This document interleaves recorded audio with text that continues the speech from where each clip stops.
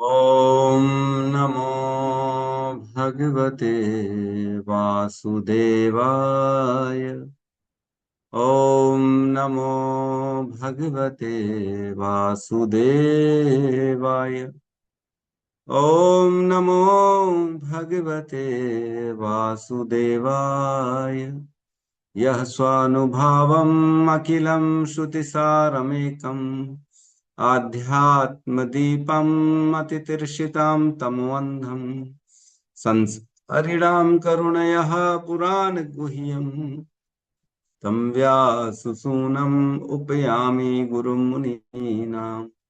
नारायणं नमस्कृत्य नरं चैव नरोत्तमं देवीं सरस्वतीं व्यासं ततो जयमुदीरये। श्रवणतां स्वकथा कृष्ण पुण्यश्रवणकीर्तिनः हृदयन्तस्थो हि अभद्राणि विदुनोति सुहृत्सताम्। नष्टप्रायेषु अभद्रेषु नित्यं भागवत सेवया भगवती उत्तम श्लोके भक्तिर्भवती नैष्टिकी। श्रवणतः श्रद्धया नित्यं गणतश्च स्वचेष्टितं कालेन नातिदीर्घेण भगवान् विशते हृदि। कृष्णाय वासुदेवाय देवकी नंदनाय च नंदगोपकुमाराय गोविन्दाय नमो नमः। नमः पंकजनाभाय नमः पंकजमालिने नमः पंकजनेत्राय नमस्ते पंकजांग्रिये। जय श्री कृष्ण चैतन्य प्रभु नित्यानंद श्री अद्वैत गदाधर श्रीवासादि गौर भक्त वृंद। हरे कृष्णा कृष्णा कृष्णा हरे हरे हरे राम राम राम हरे हरे। हरे कृष्णा कृष्णा कृष्णा हरे हरे हरे राम राम राम हरे हरे। हरे कृष्णा कृष्णा कृष्णा हरे हरे हरे राम राम राम हरे हरे।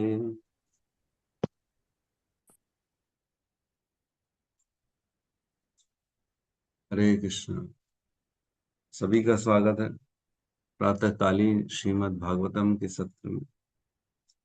कितने सौभाग्यशाली हम लोग जो रोज श्रीमद् भागवतम का संग मिलता है। बड़े जन्मों के पुण्य जब एकत्रित हो जाते हैं तब व्यक्ति को श्रीमद् भागवतम का शरण मिलता है, अदरवाइज नहीं मिलता। कितने लोग मिल रहे हैं, कितने लोग श्रीमद् भागवतम का श्रवण कर पा रहे हैं? बहुत ही कम लोग। तो हम बहुत ही भाग्यशाली हैं। श्रीमद् भागवतम और भगवान में भेद नहीं, हमने पहले ही पढ़ा है ना। जो है श्रीमद् भागवतम और भगवान एक ही है। ये भगवान का वांग्मय स्वरूप है श्रीमद् भागवतम। लोग एक आता है जिसमें कहते हैं 1.3.40, इसमें कहते हैं इदम भागवतम नामम पुराणम ब्रह्म संहितम उत्तम श्लोक चरितम चकार भगवान ऋषि निःश्रेयस्यास लोकस्य धन्यम स्वस्ति अयनम महतः। श्रीमद् भागवतम नामक यह ग्रंथ श्री भगवान का साहित्य अवतार है जिसे श्री भगवान के अवतार व्यासदेव ने संकलित किया है। यह सभी मनुष्यों के परम कल्याण के निमित्त है और यह सभी प्रकार से सफल, आनंदमय तथा परिपूर्ण है। तो इसे स्वयं भगवान के अवतार व्यासदेव ने इस संसार में अवतरित कराया है। क्योंकि हम लोग क्या है, बद्ध है ना। हम सब जो है कलयुग के जीव हैं। हम तो क्या सब भूल जाते हैं, हमको याद तो रहता नहीं है। इसलिए भगवान ने व्यवस्था करी कि व्यासदेव के माध्यम से इस भागवत ज्ञान का इस संसार में अवतरण कराया। तो माया मुग्ध जीव नाही स्वतः कृष्ण ज्ञान जीवेरे कृपा कैला कृष्ण वेद पुराण। माया से मुग्ध है ना हम लोग, माया में खेलते हैं, माया द्वारा विचलित रहते हैं, माया द्वारा कंफ्यूज रहते हैं, माया के आकर्षण में रहते हैं, माया के इल्यूजन में रहते हैं, है ना, भ्रम में रहते हैं, इंद्रिय सुख की कामना करते हैं। ये सब माया जनित होता है ना। तो माया माया मुग्ध जीव ना ही स्वतः कृष्ण ज्ञान, उसको कृष्ण का ज्ञान स्वतः हो ही नहीं सकता। कौन स्वतः कृष्ण के चरण में बैठा है, कोई भक्ति कर रहा है? नहीं। किसी से भी पूछ लो, भगवान का नाम तो लेते ही नहीं। भगवान है कौन, अभी तो उसी में ही डिबेट चल रही है संसार में कि भगवान है कौन। कृष्ण है, शिव है, विष्णु है, दुर्गा है, कौन है? मेरे गुरुदेव हैं। अपने अपने गुरुदेव को भगवान बना के बैठे हैं लोग। कृष्ण अवतार है, कई लोग हमारे गुरुदेव तो कृष्ण का अवतार है। अरे कृष्ण का अवतार है तो देखो, अगर उनके चरणों में चिन्ह है तो ठीक है। अगर उनकी भुजाएं घुटनों तक हैं लंबी, तब तो कृष्ण के अवतार है, नहीं तो नहीं। अजान लंबित भुजान, ये गुण है जो भगवान के अवतार होते हैं, उनकी भुजाएं लंबी होती। हम लोग बिलासपुर गए थे, वहां पे एक मंदिर है थोड़ा आगे में ना, एक पहाड़ी के ऊपर प्रभु श्री राम का मंदिर है। उसमें जो भुजाएं हैं ना प्रभु श्री राम की, वो घुटनों तक ऐसी लंबी भुजाएं हैं। हम देख के आए वहां पे, बहुत लंबी भुजाएं हैं। तो भगवान की, चैतन्य महाप्रभु की, सबकी भुजाएं जो होती हैं वो लंबी होती हैं। जो भगवान होते हैं उनकी अजान लंबित भुजान, भुजाएं लंबी होती। तो अगर किसी गुरुदेव भगवान हैं तो उनको प्रश्न पूछना चाहिए, क्या गुरुदेव आपकी भुजाएं दिखा दो, चलो नापते हैं, क्या घुटने से लंबी हैं, या घुटने तक भी पहुंच जाए तो भी मान लेंगे। क्या आपके चरणों में चिन्ह है? चिन्ह तो नहीं है। यद्यपि गड्ढे और अन्य अन्य गंदगी जरूर होगी, लेकिन चिन्ह तो नहीं होंगे भगवान के चिन्ह। तो भगवान के चरणों में, एक चरण में 11 चिन्ह हैं और दूसरे चरण में 8 चिन्ह हैं। टोटल 19 चिन्ह चिन्ह हैं भगवान श्री कृष्ण के चरणों। तो इसी प्रकार राधा रानी के भी चरणों में चिन्ह है। तो जो चिन्ह होते हैं तभी भगवान कहलाते हैं, लेकिन कोई भगवान नहीं है। कृष्ण स्वयं भगवान है और कोई भगवान नहीं है। कृष्णस्तु भगवान स्वयं, कृष्ण ही भगवान है और कोई भगवान नहीं। तो अगर कोई क्लेम कर रहा है तो उसे आप सीधा सीधा मना कर सकते हैं। और जो शक्ति कृष्ण में है वही शक्ति श्रीमद् भागवतम, अभिन्न है। भगवान का नाम, भगवान और भगवान का ये ग्रंथ, तीनों में कोई भेद नहीं। तो हमें कृष्ण के समान श्रीमद् भागवतम को मानना चाहिए। और कृष्ण की जितनी पूजा होती है, जितनी रिस्पेक्ट होती है, उतनी ही रिस्पेक्ट श्रीमद् भागवतम की भी होनी चाहिए। तो इसके लिए, रिस्पेक्ट के लिए, ऐसा नहीं कि केवल रख दिए बाजू में पड़ी हुई है, हैं? कभी ना खोल रहे हैं, ना उसको पढ़ रहे हैं, ना उसको जीवन में उतार रहे हैं। पड़ी है, केवल अगरबत्ती लगा के छोड़ दे रहे हैं। हाँ प्रभु, हम तो भगवान मानते हैं उसको, इसलिए कभी छेड़ते नहीं है। ऐसा नहीं है। बोलेंगे तो शब्दों को, जब हमारे कान में जाएंगे शब्द, तब भगवान प्रवेश करेंगे ना। भगवान हमारे हृदय तक कैसे जाएंगे? जैसे ही भगवान का ये ग्रंथ शाब्दिक अवतार है, वो सारे के सारे शब्द हमारे कानों के माध्यम से हृदय तक जाएंगे, तब भगवान हमारे हृदय में प्रवेश करेंगे। तब विक्रीडितम कृष्ण नृणाम परम मंगलम, है ना। कर्ण पीयूषासाध्याय त्यजन्ते अन्य स्पृहम जना। तब विक्रीडितम कृष्ण, आपकी ये जो कथाएं हैं हे कृष्ण, तब विक्रीडितम कृष्ण नृणाम परम मंगलम, ये सभी मनुष्यों के लिए परम मंगलकारी है। ये श्रीमद् भागवतम सबके लिए परम मंगलकारी है। इससे अधिक मंगल और कोई कर ही नहीं सकता। श्रीमद् भागवतम का अगर किसी को आपने ज्ञान दे दिया, श्रीमद् भागवतम का अगर किसी को आपने संग दे दिया, तो इससे बड़ा कोई भी जीव दया नहीं है। जीवेरे द्वारा दया, है ना। जीव की सबसे बड़ी दया क्या है? अगर आपने उसको कृष्ण प्रेम दे दिया, कृष्ण का नाम दे दिया, कृष्ण की भक्ति दे दी, तो इससे बड़ी दया कोई भी नहीं। ना ही किसी को धन देने की दया बड़ी है, ना ही किसी की मदद करने की दया बड़ी। अरे प्रभु, गरीब को तो क्या पहले खाना चाहिए ना, खाना के बगैर थोड़ी कोई वो भजन कर सकता। ठीक है, अगर आपको ऐसा लग रहा है तो खाना दो, लेकिन साथ में भगवान का नाम भी दो, हरे कृष्णा भी दो। बिना हरे कृष्णा के तो अन्न भी मत दो, कुछ मत दो, जब तक हरे कृष्णा नहीं। हरे कृष्णा कराइए। और ये सबसे बड़ा मंगलकारी जो है, निर्णाम परम मंगलम, जो सबसे परम कल्याणकारी कार्य है, ये श्रीमद् भागवतम, भगवान की कथा, वो दीजिए लोगों को। और क्या है? कर्ण पीयूष आसाध्याय, ये कर्ण, कानों के लिए बहुत ही मतलब अमृतमय है। कर्ण को बहुत रसायन मिलता है इसमें। कर्ण को बड़ा संतुष्टि, कानों को उसमें बड़ा आनंद आता है जितना भगवान के बारे में सुनते हैं। कर्ण पीयूष आसाध्याय त्यजन्ते अन्य स्पृहाम जना। और जैसे जैसे हम श्रीमद् भागवतम का श्रवण करते हैं, अन्य अन्य सारी स्पृहा, इच्छा खत्म होती चली। अन्य स्पृहा खत्म होती, अन्य, भगवान की स्पृहा नहीं, भक्ति की स्पृहा नहीं, नाम जप की स्पृहा नहीं, सुनने की स्पृहा नहीं। सुनने की स्पृहा तो और बढ़ती जाती, इच्छा बढ़ती चली जाती, और सुनूं भगवान के बारे में, है कि नहीं? भगवान के अद्भुत कार्य के बारे में और सुनना चाहिए, और ग्रहण करना चाहिए। तभी तो जो साधु होते हैं, सभी जो भक्त होते हैं, वो भगवान की कथाओं को छोड़ते नहीं। जितना भगवान की कथाओं में रुचि उत्पन्न होती है, उतना ही हमें कृपा मिल रही है, ये मानना चाहिए। ये भगवान की कृपा है, वैष्णवों का आशीर्वाद है कि मेरी रुचि श्रीमद् भागवतम में लग जाए। लेकिन जब परीक्षित महाराज शरीर छोड़ने वाले थे, तो पहले ही उन्होंने बोल दिया, अगर मेरा दोबारा जन्म हो तो एक काम करना, मेरी ये 3 इच्छाएं हैं, है ना, 3 इच्छाएं हैं, ये मेरी इच्छा पूरी होनी चाहिए। क्या 3 इच्छा थी?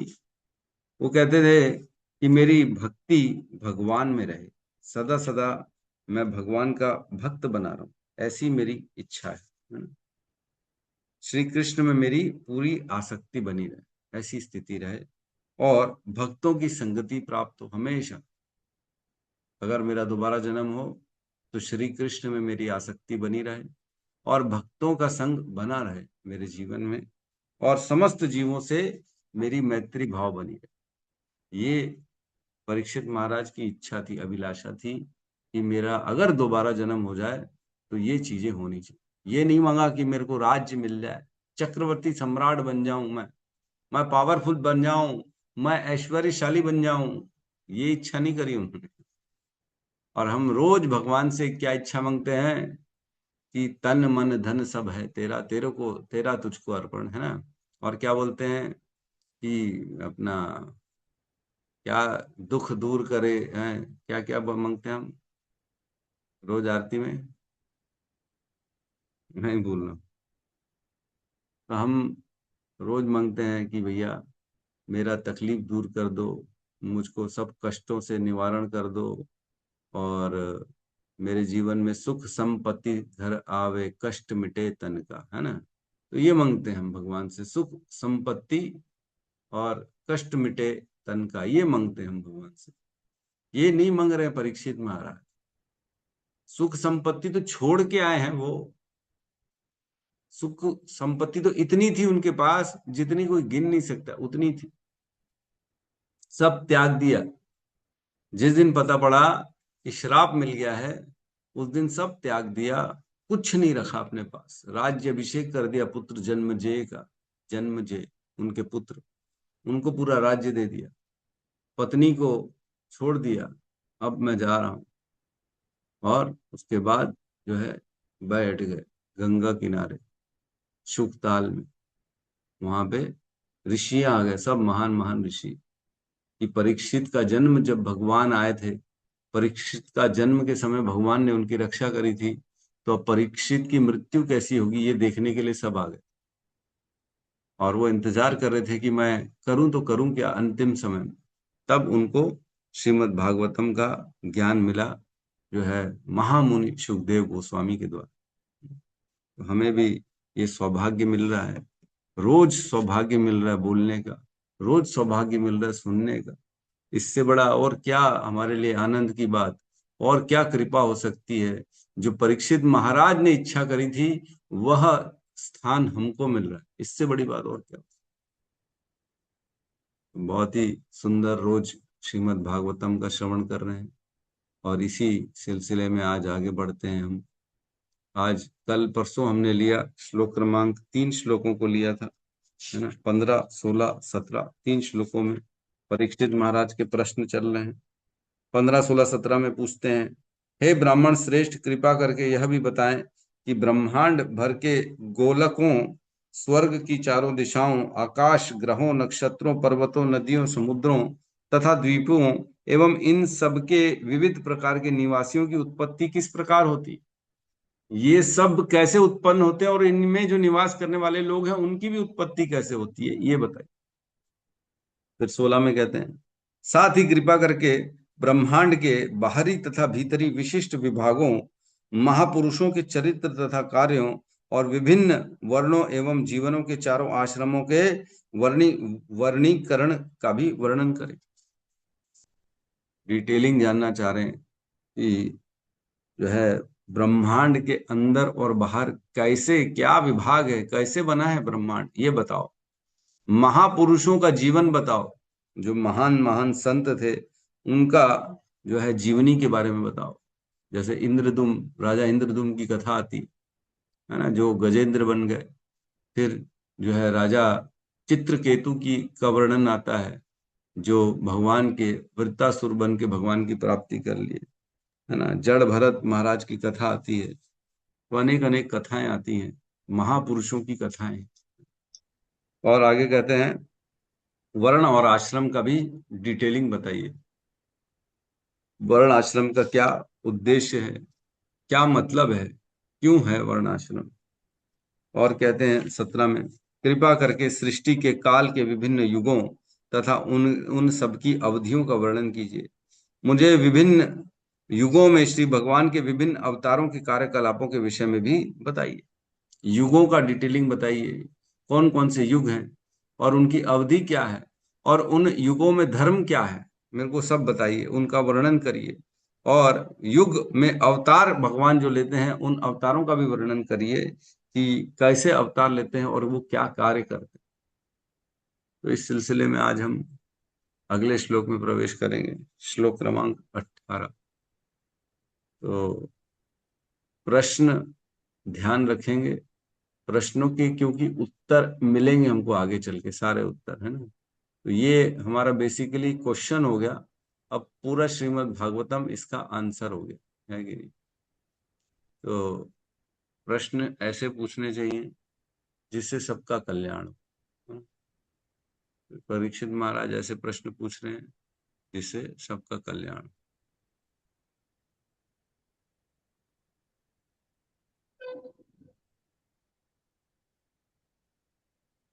तो क्रमांक 18 क्लियर है।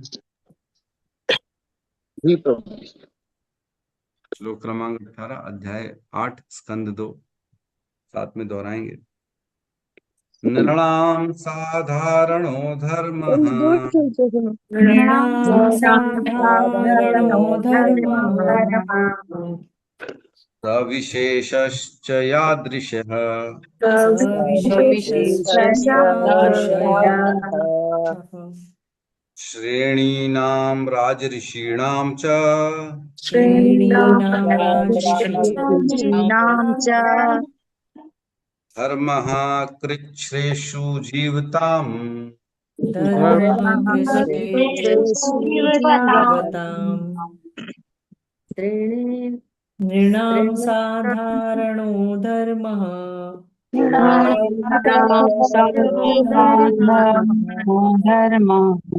सविशेषश्च यादृशः श्रेणीनां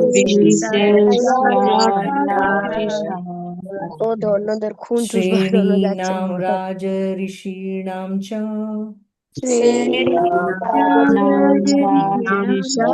च धर्मः कुक्षेषु जीवताम्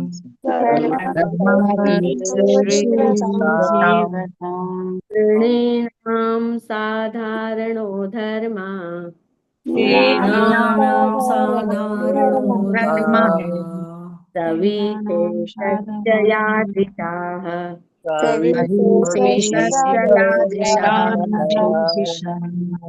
नृणां राजर्षीणां च श्रेणीनां राजऋषीणां च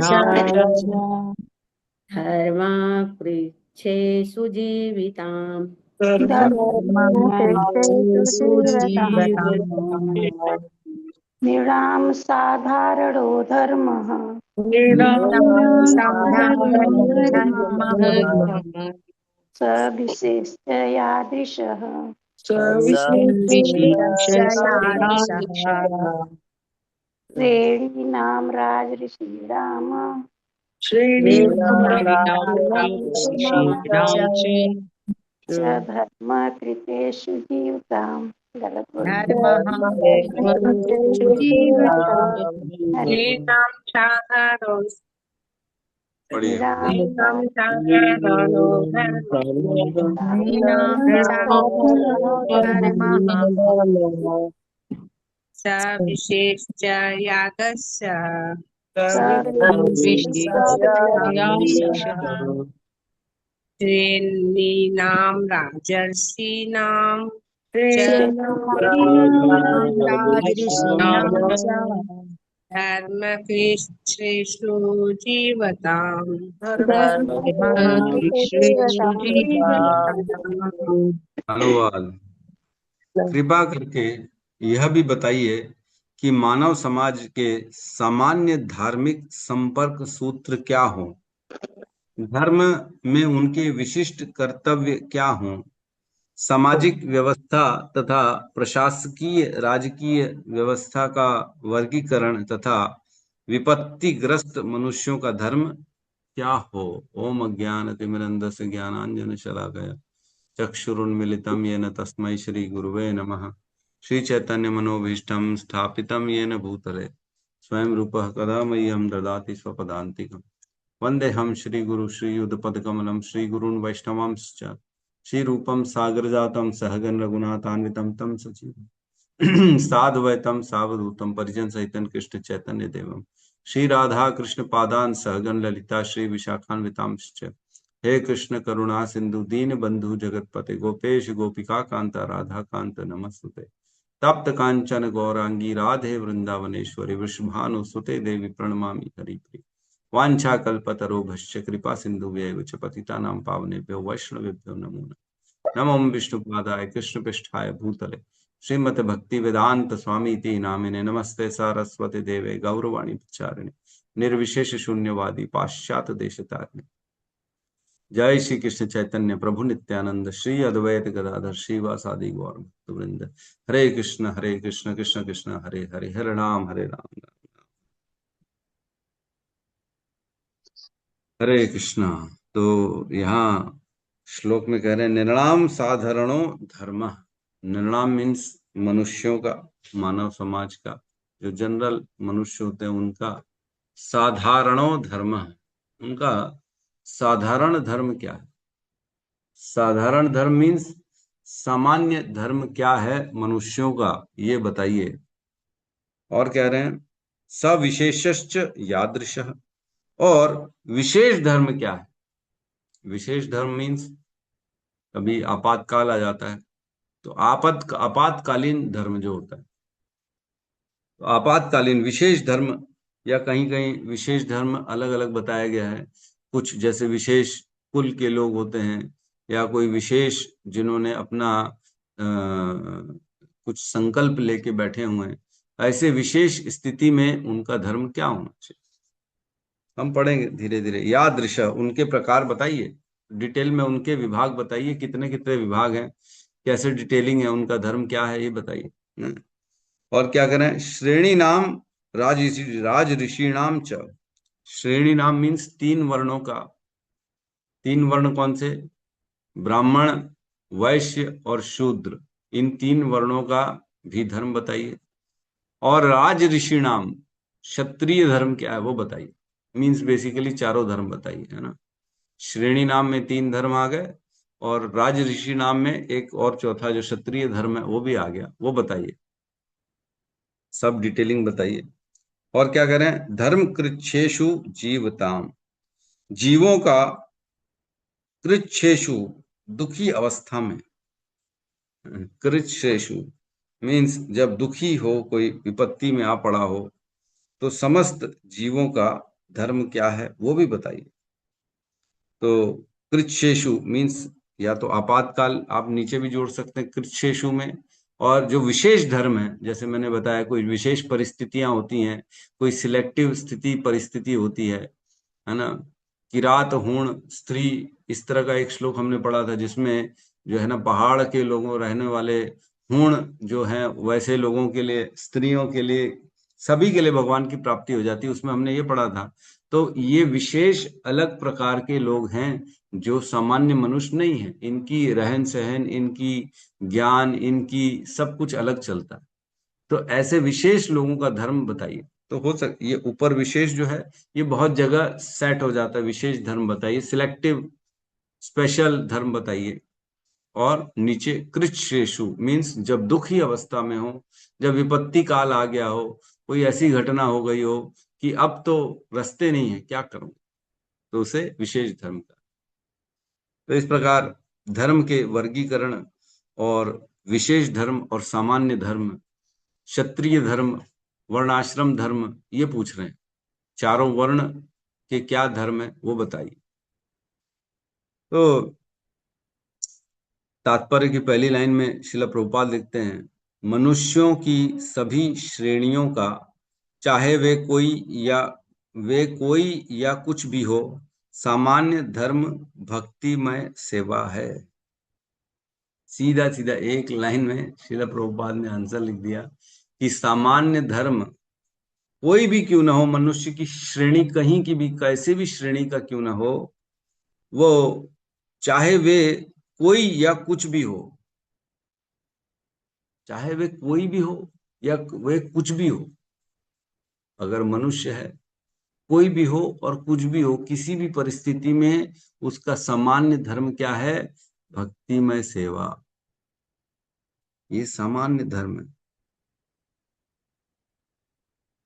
धर्म बेसिकली आत्मा का धर्म होता है ना। शरीर तो छूट जाता है, शरीर तो परमानेंट है नहीं हमारा, तो शरीर को तो छोड़ ही दो। जो हम हैं, हमारे अस्तित्व क्या है? हम तो आत्मा है। तो आत्मा का धर्म क्या कहलाएगा? आत्मा सदा सदा बनी रहती, जीवेरे स्वरूप है कृष्णेर नित्य दास। हमारा स्वरूप ही क्या है? हम कृष्ण के नित्य दास हैं। ये हमारा स्वरूप, हमारी पहचान है, बेसिकली हमारी आइडेंटिटी है। अगर व्यक्ति को आइडेंटिटी नहीं मालूम, अपने बारे में ही नहीं मालूम मैं कौन हूं, तो वो कैसे अपने धर्म के बारे में बता पाएगा कि मेरा धर्म क्या? जब सनातन गोस्वामी चैतन्य महाप्रभु से सबसे पहले मिले तो उन्होंने प्रश्न पूछा कि मैं कौन हूं? के आमी के में आमाए जारे त्रापत्रय, यहाँ नहीं जानी के में हित है। मैं नहीं जान रहा हूं कि मैं कौन हूं। के आमी, मैं कौन हूं? के में आमाए जारे त्रापत्रय, मैं क्या कर रहा हूं इस संसार में और क्यों दुख झेल रहा हूं इस संसार में, इतना दुखी क्यों हो रहा हूं इस संसार में, बताइए।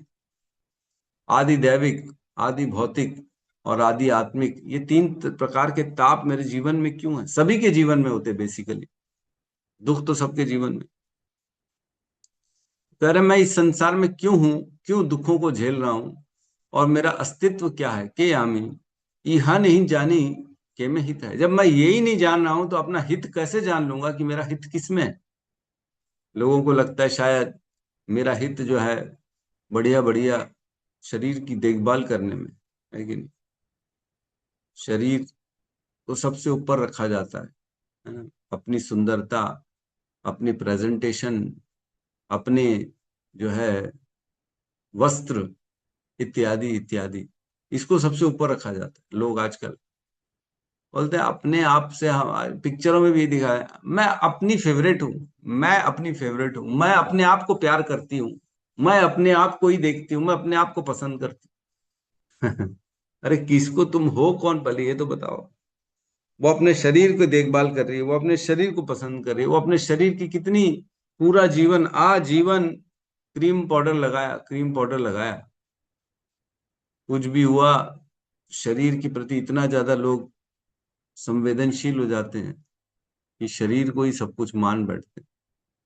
और जब अंतोदगत्वा बीमारी, बुढ़ापा आ जाता है, तब वही शरीर साथ छोड़ देता है।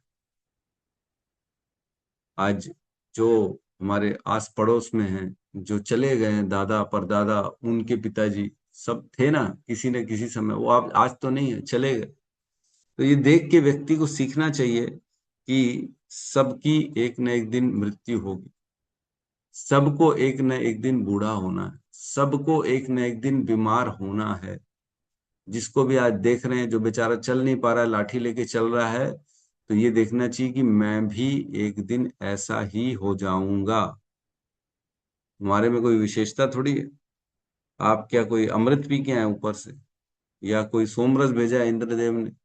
अरे हम आपको सोमरस भेज रहे हैं, सदा सदा जवान बना रहोगे, ऐसा तो नहीं होने वाला। बुढ़ापा भी आएगा, बीमारी भी आएगी, मृत्यु भी आएगी। तो व्यक्ति को समझना चाहिए कि मेरा धर्म क्या है, मुझे करना क्या है। मैं इस शरीर का पालन करने के लिए थोड़ी पैदा हूं। ये शरीर मुझे क्या केवल भोगने के लिए मिला है? इसलिए मिला है शरीर? नहीं। शरीर का उद्देश्य क्या है? भगवान की। क्या है धर्म व्यक्ति का? धर्मम तो साक्षात भगवत प्रणीतम। धर्म क्या है? जो भगवान ने आदेश दे दिए। असली धार्मिक सिद्धांतों का निर्माण पूर्ण पुरुषोत्तम भगवान द्वारा किया जाता है ना। धर्मम तो साक्षात भगवत प्रणीतम, न वै विदुर ऋषयो न अपि देवो न सिद्ध मुखया असुरा मनुष्य कुतो न विद्याधर चारण दया। मीन्स ये केवल भगवान का धर्म जो है ना, वो भगवान के द्वारा ही जो बताया गया है वही भगवान का धर्म है, और कोई नहीं है। पूर्णतया सतोगुणी महान ऋषि तक भी जो सर्वोच्च लोकों में स्थान पाए हुए हैं, वे भी असली धार्मिक सिद्धांतों को सुनिश्चित नहीं कर सकते। ना ही देवतागण, ना ही सिद्धलोक के नायक, और ना तो असुर, सामान्य मनुष्य, विद्याधर तथा चारणों का तो बात ही क्या। जब महान ऋषि जो ऊपर के प्लैनेट्स में रहते हैं, जनलोक, तपलोक, महरलोक में रहते हैं, वो तक धार्मिक सिद्धांतों का पूर्णतः निश्चित नहीं कर पाते कि धर्म क्या है, तो फिर मनुष्य, असुर और देवताओं की तो बात ही छोड़ दो। धर्मम तो साक्षात भगवत प्रणीतम, जो भगवान ने बताया वही धर्म है, और कोई धर्म नहीं है। अन्य अन्य आज की डेट में लोग नए नए सिद्धांत बना के बैठे हैं अपने जीवन में। ओ जी हमारा धर्म है, हम तो गाय काट के खाएंगे। ओ जी हमारा धर्म है, हम तो कुत्ता खाएंगे, हम तो ये खाएंगे, हम तो वो खाएंगे। हम किसी को नहीं मानते हैं, वी आर एथिस्ट। हम कोई भगवान को नहीं मानते, भगवान को नहीं मानते। अरे भगवान को नहीं मानने के लिए भी तुम भगवान का इस्तेमाल कर रहे हो। भगवान को नहीं मानने के लिए भी आप भगवान शब्द का यूज कर रहे हो। ऐसी कौन सा शब्द है जो एथिस्ट को बता सके कि एथिस्ट कौन है? वो भगवान का आधार लेके कहते हैं हम भगवान को नहीं। अपनी उत्पत्ति का तो पता नहीं, लेकिन भगवान को नहीं मान रहे, ये जरूर। आप अपने आप को मत मानो जी। तो इस प्रकार आपातकाल क्या है और सामान्य धर्म क्या है? आपातकाल में देखा गया, आपातकाल मतलब क्या स्थिति मान के चले, जहां सपोज करो किसी के प्राण निकल रहे हैं ना, आज मेरी मृत्यु होने वाली है, सपोज करो किसी की भी ऐसी स्थिति आ गई, आज तो प्राण ही निकल जाएंगे, तो आपातकाल बोलेंगे कि नहीं बोलेंगे? आज अगर हमने किसी को बता दिया प्रभु आज आपका बस 2 बजे तक का टाइम है, 2 बजे आपके प्राण निकलने वाले हैं, तो क्या करेगा वो? हड़बड़ हड़बड़ में सारे, अरे बाप रे आज तो आपातकाल हो गया, आज तो दूसरी सेवाएं बंद हो जाएंगी हमारी, आज केवल और केवल विशेष धर्म को अपनाया जाएगा। नाम जप चालू कर देगा व्यक्ति, भगवान की आरती कीर्तन करना चालू करेगा, प्रसाद पाएगा, है ना, भगवत गीता भागवतम पढ़ना चालू कर देगा। क्यों? क्योंकि आज उसे 2 बजे उसके प्राण जाने वाले। अच्छा आज कोई ऐसा लग रहा है आज हम कोई मरने वाला है? ऐसा कोई इस किसी को आभास है? नहीं। नहीं प्रभु आज तो नहीं मरेंगे हम। 2-4 दिन तो और चलेंगे, कल मरेंगे, परसों मरेंगे, कब मरेंगे हम? 2-5 साल बाद मर जाएंगे। लेकिन जिस दिन भी मरेंगे, किसी न किसी दिन तो मरेंगे। तो जिस दिन मरेंगे उस दिन क्या बोलेंगे, हम आज मर रहे हैं। उस दिन भी आज ही होगा ना वो। जिस दिन जाएंगे, जिस दिन प्राण छोड़ रहे होंगे, उस दिन क्या बोलेंगे, आज मेरा अंतिम दिन है, बस अब मैं आज छोड़ के जा रहा हूं। तो वो भी तो आज ही है, और आज भी आज है, रोज आज है। जब मरेंगे, जब प्राण छूटेगा, वो आज ही होगा। तो आज की स्थिति भी आपातकालीन स्थिति है। आपातकालीन स्थिति में हमें फटाफट भगवान की शरण में जाना चाहिए और भगवान की पूजा भक्ति करनी चाहिए। क्यों? क्योंकि कभी भी प्राण चले जाएंगे, प्राण जाने वाले हैं, है ना। बैठे हम मरणासन में बैठे हैं। परीक्षित महाराज पूछते थे, जो 7 दिन में मरने वाला है और जो 7 दिन में नहीं मरने वाला है, उन दोनों के लिए क्या करने योग्य है? तो उत्तर देते हैं सुखदेव गोस्वामी, उनको श्रीमद् भागवतम का श्रवण करना चाहिए। तस्मात् भारत सर्वात्मा भगवान ईश्वरो हरि, श्रोतव्य कीर्तितव्यश्च स्मर्तव्य इच्छता भयम। क्या करते हैं? जो व्यक्ति, सबसे श्रेष्ठ कार्य क्या है? तस्मात् भारत सर्वात्मा, हे परीक्षित महाराज, सभी के लिए यही स्तुति कही गई है कि सबको क्या करना चाहिए? भगवान ईश्वरो हरि, भगवान ईश्वर के, हरि के शरण में जाना चाहिए। कीर्तितव्यश्च, उनका कीर्तन, उनका नाम जप करना चाहिए, है ना। श्रोतव्य, उनके बारे में सुनना चाहिए। और स्मर्तव्य, और स्मरण करना चाहिए। इच्छता भयम, ये करने से सारे भय व्यक्ति के चले जाएंगे, उसके अंदर कोई भय नहीं बचेगा। मरने का भय, परिवार का भय, है ना, संपत्ति का भय, अन्य अगली योनि का भय, सब छूटने का भय, कोई भय नहीं रहेगा जब हम भगवान हरि। हरि का अर्थ क्या है? हरि का अर्थ क्या है? सर्व अमंगल हरे, प्रेम दिया हरे मन, है ना? ये साक्षात जो है ना, चैतन्य चरितामृत में एक श्लोक आता है जिसमें कहते हैं हरि का अर्थ क्या है। हरि शब्द नाम अर्थ, हरि शब्द नाना अर्थ दुई मुख्यतम, सर्व अमंगल हरे, प्रेम दिया हरे मन। सर्व अमंगल हरे, प्रेम दिया हरे मन, ये हरि का अर्थ है। हरि मतलब कौन? जो अमंगल को हर लेते हैं। सर्व अमंगल हरे, और प्रेम दिया हरे मन, इसका क्या अर्थ? इसका अर्थ ये है, वो हमारा मन हर लेते हैं। चित्त चोर है ना, चित्त चुरा लेते हैं और अपना प्रेम दे देते। प्रेम दिया हरे मन, मन हर लिया और अपना प्रेम दे दिया। कोई बोलता है ना, मेरा तो भाई पूरा दिल ही ले गया हो, अब मेरे को कुछ और दिमाग में आ ही नहीं रहा, मेरे दिल दिमाग में वही छाया हुआ। तो इस प्रकार भगवान जो है ना, एक तो अमंगल हर लेते हैं सब, और हमारा हृदय भी हर लेते हैं, और हमारे हृदय में अपना प्रेम दे देते हैं। ये है हरि का नाम का अर्थ। तो हमारा धर्म क्या होना चाहिए? भगवान के भक्ति करना चाहिए। हमने पढ़ा है स्वधर्म और जो है परोधर्म, है ना। स्वनिष्ठितस्य धर्मस्य संसिद्धिम हरितोषणम, है ना, नहीं सॉरी, क्या कहते हैं, धर्म स्वनिष्ठितः पुंसाम विश्वक्सेन कथासु ये न उत्पादयेत यतिरतिम श्रम एव ही केवल। तो उसमें हमने पढ़ा था कि धर्म स्वनिष्ठितः पुंसाम, जो सभी व्यक्तियों के लिए धर्म है, स्वनिष्ठितः पुंसाम विश्वक्सेन कथासु ये, भगवान की कथा, विश्वक्सेन भगवान का ही नाम है विश्वक्सेन, उनकी कथाओं को सुनना, है ना। न उत्पादयेत यतिरतिम श्रम एव ही केवलम, अगर भगवान में रति उत्पन्न नहीं हो रही है तो केवल वो व्यर्थ का श्रम है। तो स्वधर्म क्या है? ऐसा कार्य है, ऐसा व्यक्ति का जो भी कार्य, जो भी धर्म समझ के वो कर रहा है, तो ऐसा कार्य होना चाहिए जिससे भगवान में रति उत्पन्न, ये स्वधर्म।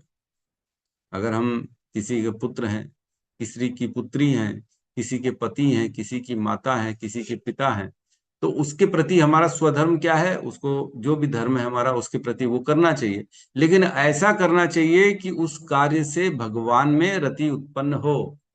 माता अगर पुत्र की सेवा कर रही है तो ये उसका स्वधर्म है, लेकिन उसको सेवा ऐसी करनी चाहिए कि उस सेवा से भगवान में रति उत्पन्न हो, माता की भी और पुत्र की भी। अतिथि धर्म, सपोज करो कोई अतिथि आ गया है ना, तो स्वधर्म क्या है, अतिथि का आदर सत्कार करना, उसका उसको प्रसाद पवाना, उसको जल देना, उसको आसन देना, ये स्वधर्म हो गया अतिथि का। लेकिन ये सारे कार्य कैसे करने चाहिए कि अतिथि की और हमारी दोनों की रति भगवान में उत्पन्न हो, ऐसा उसकी सेवा करनी। उसको क्या प्रसाद देना चाहिए, भगवान को ऑफर्ड प्रसाद देना चाहिए। कोई आ रहा है उसका स्वागत वंदन करना चाहिए, उससे चर्चा करनी चाहिए, हरि की चर्चा करनी चाहिए। क्या नाम जप किया आपने आज? अच्छा, आज आपने जो है मंगल आरती करके आए कि बिना मंगल आरती किए आए? तो ऐसा प्रश्न पूछना चाहिए जिससे भगवान में रति उत्पन्न हो, ये स्वधर्म है। और परो धर्म तो आपको मालूम ही है, स वै पुंसाम परो धर्म यथोर भक्ति अधोक्षजे अहेतु की अप्रतिहता ययात्मा सुप्रसिद्ध थी। स वै पुंसाम परो धर्म, सभी के लिए परम धर्म क्या है? स वै पुंसाम परो धर्म यथोर भक्ति अधोक्षज, भगवान की अधोक्षज की भक्ति। अध अधोक्षज, जो इस आंखों से जिसको नहीं देखा जा सकता, भगवान अधोक्षज, जिसकी आंखों द्वारा जो दृष्टि गोचर नहीं है, ऐसे भगवान को, है ना, अहेतुकी अप्रतिहता। और कैसी होनी चाहिए भक्ति? अहेतुकी और अप्रतिहता, ये बताया गया परोधर्म। और इससे क्या होगा? यह आत्मा सुप्रसिद्ध थी, हमारी आत्मा को प्रसन्नता मिलेगी, ये परोधर्म। तो प्रभु वो क्या है? आपातकालीन धर्म क्या है? आपातकालीन धर्म भी भगवान की भक्ति है, सामान्य धर्म भी भगवान की भक्ति है ना। बस आपातकालीन धर्म में क्या होता है, कई नियमों को छोड़ दिया जाता है, और सामान्य धर्म में नियमों के साथ भक्ति की जाती है कि देखा गया। एक बार की बात है, विश्वामित्र जो हैं, जो राज ऋषि, ब्रह्म ऋषि बनना चाहते थे, उन्होंने तपस्या करी थी जो 60,000 सालों तक। मेघ क्या, उर्वशी उर्वशी आके जिनकी तपस्या को भंग कर दी थी। ऐसे विश्वामित्र ने आपातकालीन में कुत्ता खाया था, कुत्ते का मांस खा लिया था। आपातकालीन की बात चल रही है। जैसे शिला प्रभुपाद से किसी ने बोला, शिला प्रभुपाद आइसलैंड में प्रचार करना चाहिए हमारे को। आइसलैंड, आइसलैंड ही है मेरे ख्याल से, जहाँ इतनी ठंड, पूरा 12 महीने बर्फ जमी रहती है, ऐसी जगह है वो आइसलैंड। वहां पे जाके प्रचार करना चाहिए, वहां पे भी लोग रहते हैं। तो शिला प्रभुपाद ने बोला जाओ प्रचार करो। तो बोले लेकिन वहां पे तो अन्न जल होता नहीं है, वहां पे खाने में केवल मछली मिलती है, और कुछ तो वहां पे तो पेड़ पौधे होते नहीं, फल वल कुछ नहीं होता, केवल मछली खाने को मिलती है। तो बोले अच्छा, तो फिर कैसा करें? तो शिला प्रभुपाद ने बोला ठीक है, जाओ मछली भी खा के रहो लेकिन प्रचार करो। तो शिला प्रभुपाद ने रास्ता दिया कि मछली खा सकता है व्यक्ति, आपातकालीन स्थिति में मछली भी खा लो, लेकिन प्रचार होते रहना चाहिए। उद्देश्य क्या होना चाहिए? प्रचार होना चाहिए, उद्देश्य मछली खाना नहीं होना चाहिए। हमारे बंगाली भाई लोग खुश हो गए होंगे कि मछली का नाम ले लिया प्रभु, भक्ति में भी मछली खा सकते हैं क्या? हमारा तो मछली खाना बंद हो गया। तो आप लोग भी खा सकते हो, अगर आप लोग चाहते हो आइसलैंड में जाके प्रचार करना है, तो आपको भी शिला प्रभुपाद ने परमिशन दी है, जाओ प्रचार करो। लेकिन बड़ा मुश्किल है ना? ऐसी जगह जाके प्रचार करना बहुत खतरनाक है। वहां खाने को नहीं, पीने को नहीं, तो आदमी क्या रहेगा, क्या करेगा? तो ये हमारा धर्म जो है, धर्म प्रोजिता केतवत्रो निर्मत सरो, धर्म प्रोजिता केतव अत्रो परमो निर्मत सराणाम सताम। 1.1.2 जिसमें बताते हैं धर्म क्या है। जो ये धर्म है, भागवत धर्म है, ये अन्य सभी धर्मों को झाड़ू मार के बाहर निकाल देता है। जैसे माता जी लोग अपने घर का झाड़ू लगाती हैं, पूरा साफ कर देती हैं, कोई कचरा नहीं छोड़ते अंदर, वैसे ही सबसे पहले व्यास देव ने दूसरे श्लोक में लिख दिया, धर्म प्रोजितव केतव अत्र परमो निर्मत शरणाम सताम। ये जो धर्म है, भागवत धर्म है, अन्य सभी धर्मों को पूर्ण रूप से रिजेक्ट कर देता है, किसी भी धर्म को अस्तित्व को रहने नहीं देता है। केवल और केवल जहां ये श्रीमद् भागवतम का धर्म आ गया, और कुछ अब रह नहीं सकता। और कुछ रह सकता है क्या? क्या आपको लगता है कि कोई श्रीमद् भागवतम सुनता है और वो अन्य किसी धर्म को फॉलो करता है? अन्य धर्म तो है ही नहीं। जब पता पड़ जाएगा हमारा धर्म है क्या, तब आदमी उसी धर्म को फॉलो करेगा। ये तो संसार में अविद्या के कारण, भ्रम के कारण व्यक्ति को लगता है मेरा ये धर्म है, मेरा तो सिख धर्म है, मेरा तो ईसाई धर्म है, मैं तो क्रिश्चियन हूं, मैं तो हिंदू हूं, ये हूं। अरे भैया, ये तुम्हारा केवल भ्रम है, ये तुम्हारा भ्रम। ऐसे ही नहीं शिला प्रभुपाद ने इतने सारे क्रिश्चियन को जो है सनातनी बना दिए, ऐसे ही नहीं इतने सारे इस्लाम मुस्लिम देशों में जा जाके शिला प्रभुपाद के जो है प्रवचनों के द्वारा लोगों में परिवर्तन आए। सभी सनातन धर्म की ही अंश है, सभी कुछ सनातन धर्म से निकला है, और कुछ नहीं, और कोई धर्म था ही नहीं। क्या महाभारत में आता है कोई जो है रथ में सरदार जी बैठा हुआ है, ओ चक दे फट्टे कर देंगे, आज तो दुर्योधन की नब्ते गिल्ली कर देंगे? ऐसा तो कोई नहीं बोलता। बोलता है क्या? ऐसा तो नहीं सुना कि कोई सरदार जी आ गया वहां पे और कोई कलमा पढ़ रहा है, ओ अल्लाह अकबर, आज तो दुर्योधन की हम ऐसी तैसी कर देंगे। ऐसा तो नहीं हो, कहीं नहीं पढ़ा ऐसा, पूरी भगवत गीता में ऐसा कोई वर्णन ही नहीं आया। जबकि डिटेलिंग बताइए कि हर किसी ने अपने अपने शंख बजाए, सबकी रथ में उनके झंडे लगे हुए थे, झंडों में कौन कौन सा आकृति बनी थी, कैसे कौन सा शंख से आवाज कैसी ध्वनि की थी, सबका हमने पढ़ा था पहले अध्याय में। किसी में ये नहीं आया वर्णन कि कोई चकदे फट्टे कर रहा है, कोई जो है कलमा पढ़ रहा है, या कोई कुछ कर रहा है, ऐसा तो नहीं है। मतलब कोई धर्म नहीं था, केवल और केवल एक ही धर्म था, भागवत धर्म। एक ही धर्म था, सनातन धर्म। सनातन धर्म ही धर्म है मनुष्यों का। जो मनुष्य है, जिसको मनुष्य का शरीर मिला है, उसके पास केवल और केवल एक ही धर्म है, भागवत धर्म, और कोई धर्म नहीं है। ये केवल केवल जो है व्यक्तियों को भ्रम में डाल दिया है गया है कि तुम अब हमारे इस धर्म में हो, तुम उस धर्म में हो। धर्म परिवर्तन हो रहा है, ये धर्म का आदमी उस धर्म को फॉलो कर रहा है, उस धर्म का आदमी इस धर्म को फॉलो कर रहा है। पैसे दिए जा रहे हैं लोगों को, अरे जी अब आप जो है हिंदू धर्म छोड़ दो, क्रिश्चियन हो जाओ, पैसे देंगे, हम आपको नौकरी देंगे, हम आपको जो है ना क्या देंगे, रिजर्वेशन दे देंगे, आरक्षण दे देंगे। ये सब चल रहा है। अरे ऐसा है ही नहीं। अस्तित्व में आओ, असलियत में आओ। ये सब बाहरी चीजें, असली क्या है? हमारा भागवत धर्म। लोग इतने सुंदर धर्म को छोड़ देते हैं, मेरे को बड़ा अफसोस होता है। अज्ञान के कारण लोग अपने धर्म को बेच देते हैं। जो सनातनी हैं, जो हिंदू हैं, जो जानते हैं कि कृष्ण भगवान है, जिन्होंने भगवत गीता का इतना इतना दिव्य ज्ञान हमें दिया, उसको छोड़ के जा रहे हैं। कितना बड़ा दुर्भाग्य, इतना बड़ा दुर्भाग्य। तो भगवान जो है, ये धर्म हमें भगवान ने दिया है, तो बेसिकली हमें सदा सदा यही धर्म। अब प्रश्न पूछें तो उत्तर भी आगे चल के मिल ही जाएगा हमारे को, है ना। आगे आखिरी में कहते हैं इसके तात्पर्य में, श्री भगवान की भक्तिमय सेवा के सिद्धांतों का अनुगमन करने वाला कभी कष्ट नहीं भोगता, अतः आपात धर्म का कोई प्रश्न ही नहीं उठता। जैसे कि महान अधिकारी श्री सुखदेव गोस्वामी द्वारा इस ग्रंथ में बताया जाएगा, श्री भगवान की भक्ति में सेवा के अतिरिक्त अन्य कोई धर्म नहीं है, भले ही वह विभिन्न रूपों में प्रकट क्यों ना हो। और कोई धर्म है ही नहीं। सामान्य धर्म हो, चाहे आपातकालीन धर्म हो, चाहे विशेष धर्म हो, चाहे वर्णाश्रम धर्म हो, चाहे जो है कोई राजऋषि का धर्म हो, सारे धर्म क्या है? भगवान की भक्ति में सेवा। तभी तो परीक्षित महाराज ने अपना सब कुछ छोड़ दिया। जब पता पड़ा कि मैं मरने वाला हूं, तब उन्होंने छोड़ दिया सब।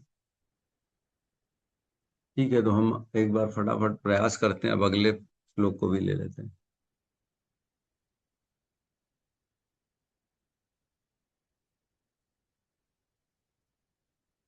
श्लोक क्रमांक 19 क्लियर है? जी प्रभु। बाद में दोहराएंगे। तत्वानां परिसंख्यानां तत्त्वानां परिसंख्यानां लक्षणं हेतु लक्षणं लक्षणं हेतुलक्षणं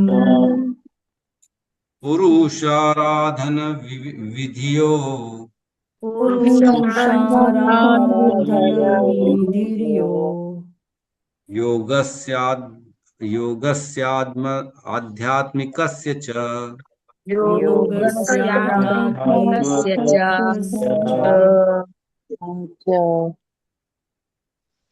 तत्त्वानां परिसंख्यानं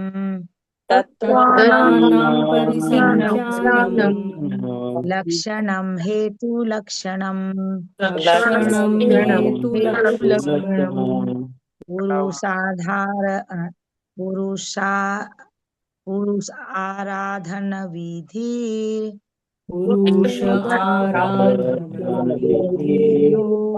योगस् योगस्याध्यात्मिकस्य च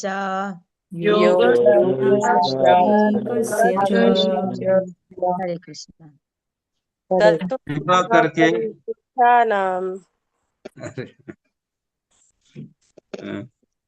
अनुवाद। कृपा करके सृष्टि के तत्व मूलक सिद्धांतों, इन सिद्धांतों की संख्या, इनके कारणों तथा इनके विकास और इनके साथ साथ भक्ति की विधि तथा योग शक्तियों की विधि के विषय में भी बताइए। तो इकट्ठे देखो कितने सारे प्रश्न पूछ लिए।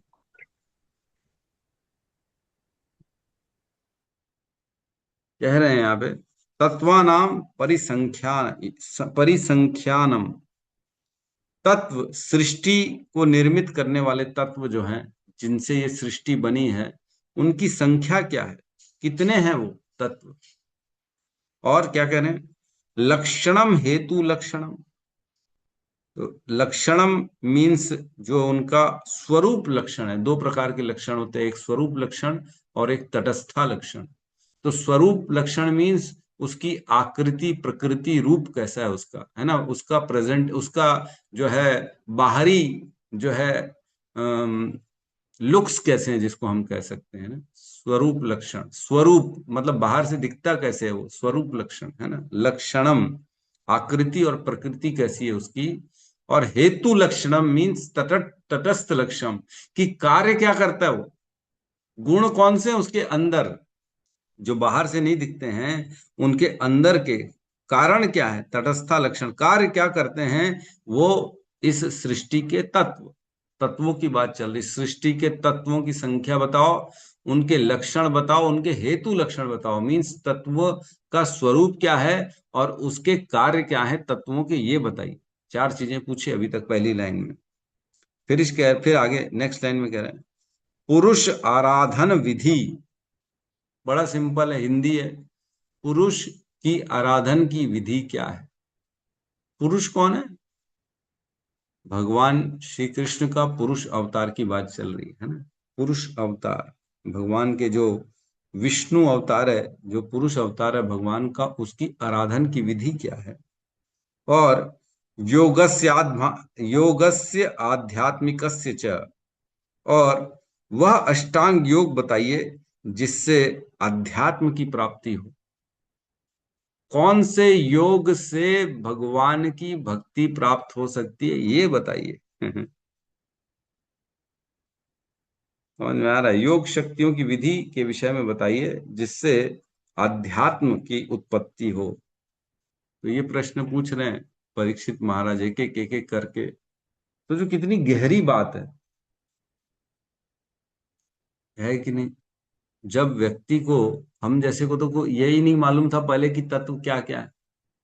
अभी भी पूछूंगा ना कितने तत्व हैं प्रकृति के, तो मेरे को लगता है काफी लोग पीछे हट जाएंगे बताने में। बताइए कितने तत्व हैं सृष्टि के। कौन बताएगा?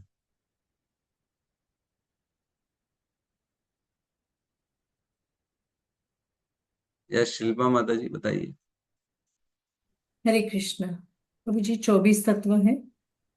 वाह, क्या बात है माता जी, आपने तो एकदम हृदय प्रसन्न कर दिया हमारा। एक बार में सीधा राइट आंसर, 24 तत्व। वाह, हरि बोल। एक बार माता जी के लिए सब मिलके हरे कृष्ण महामंत्र करते।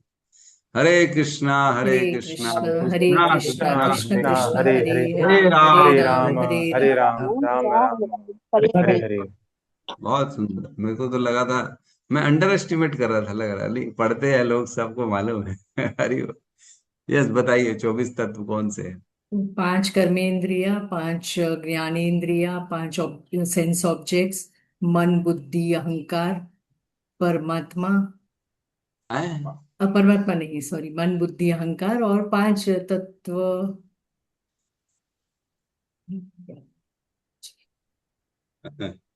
नहीं नहीं, ठीक है, आपने बहुत अच्छा बताया। 5 ज्ञानेंद्रियां, 5 कर्मेंद्रियां, 5 जो है तत्व जिससे शरीर बनता है ना, और 5 विषय, जो ये 20 तो ये हो गए। फिर होता है मन बुद्धि और अहंकार, ये हो गए 23।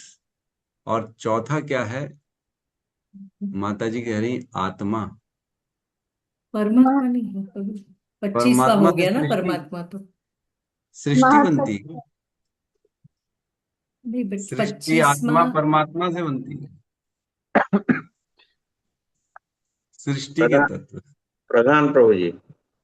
यस, किसने बताया? कौन आया बीच में?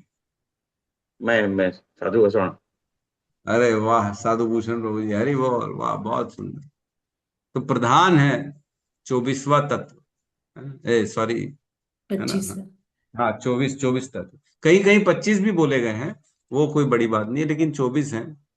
24 और 25 में कोई बड़ी बात नहीं है। कहीं कहीं आत्मा भी जोड़ देते हैं, लेकिन बेसिकली सृष्टि आत्मा से नहीं बनती है, सृष्टि प्रधान से बनती है। तो प्रधान की जगह कहीं कहीं महतत्व भी बोल दिया जाता है। कहीं कहीं 24 की जगह जो है ना 27 भी बोल दिए जाते हैं, कि 3 गुण जोड़ देते हैं फिर, मन बुद्धि अहंकार, सतोगुण रजोगुण तमोगुण, ऐसा भी हो जाता है कहीं कहीं। तो ये बहुत ज्यादा जो है ना, क्योंकि प्रधान तो 3 गुण ही तो है ना, सतोगुण रजोगुण तमोगुण को ही तो प्रधान कहते हैं, और किसको कहते हैं? तो इस तरह से भी लोग अलग अलग व्याख्या करते, 27 पहुंचा देते, कोई 25 पहुंचा देते, कोई 24 पहुंचा देता है। तो बेसिकली 24 है वो, बेसिकली, है ना। भगवत गीता के 13वें अध्याय में इसका वर्णन आता है, 6 और 7वें नंबर श्लोक में। उसमें क्लियर वर्णन है कि यही जो है 24 तत्व हैं जिससे सृष्टि बनती है। और डिटेलिंग में जाएंगे तो 27 हो जाएंगे, 25 हो जाएंगे, ऐसा भी हो सकता है, कोई बड़ी बात नहीं। तो तत्व है ये जिनसे सृष्टि बनती है, इसके बारे में बताइए। प्रश्न पूछ रहा है, इन तत्वों का स्वरूप लक्षण क्या है? ये दिखते कैसे हैं? इनकी प्रकृति और आकृति क्या है? क्या प्रकृति है, कैसा रंग है, कैसा स्वरूप है, क्या उनकी आकृति प्रकृति है?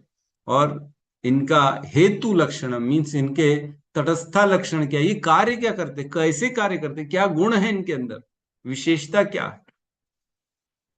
स्वरूप लक्षण, रसगुल्ले का सफेद होगा और गोल होगा, है ना, स्वरूप लक्षण। और तटस्था लक्षण, रसगुल्ले का मीठा होगा, रसीला हो, इसको तटस्थ। क्योंकि आसानी से समझ में आएगा, खाने पीने की बात होगी तो भक्तों को, है कि नहीं? इजी समझ में आएगा, रसगुल्ले से आसानी से समझ में आएगा, है ना। तो इस प्रकार स्वरूप लक्षण और तटस्थता लक्षण का प्रश्न पूछ रहे हैं। ठीक है, तो किसी का यहाँ पे कोई प्रश्न है तो हम ले सकते हैं।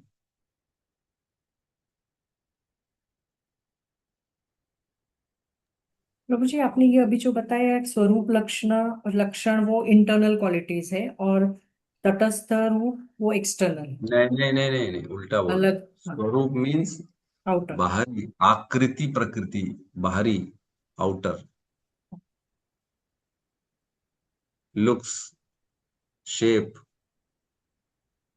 ये स्वरूप लक्षण हो जाएगा। और तटस्था लक्षण मीन्स क्वालिटी, एक्शंस, क्रियाएं क्या है, गुण क्या है उसके अंदर।